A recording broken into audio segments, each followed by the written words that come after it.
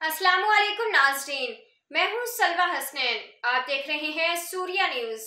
आइए नजर डालते हैं आज की अहम खबरों पर। टाउन म्यूनसिपल कॉरपोरेशन मंगोपीर के चेयरमैन हाजी नवाज अली बरोही के मुख्तलिफ आए हुए वफूद से मुलाकात, जिसमें डिस्ट्रिक्ट वेस्ट के information secretary Aliakbar Kachhelo, UC1 के chairman Saleem Brohi, councillor Javed Brohi, salt waste management board के अफसरान, GM के इलेक्ट्रिक और टाउन के अफसरान और अमला भी मौजूद थे।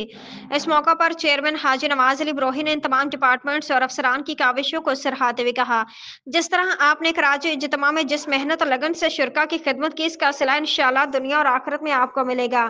और इस कार्य खैर में मेरा साथ देने के लिए आप सबका शुक्रिया कि इलेक्ट्रिक इज्तिमा के 3 रोज में लोड शेडिंग ना करने पर हम शुक्रगुजार हैं।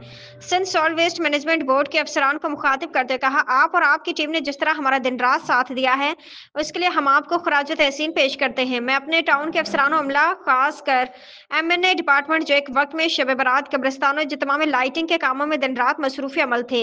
दूसरा सैनिटेशन डिपार्टमेंट, जिन्होंने दिन और रात अपनी खिदमात पेश कर अल्लाह की राह में आने वालों की खिदमत में कोई कमी ना होने दी। अल्लाह के करम से हम सरखुरू हुए।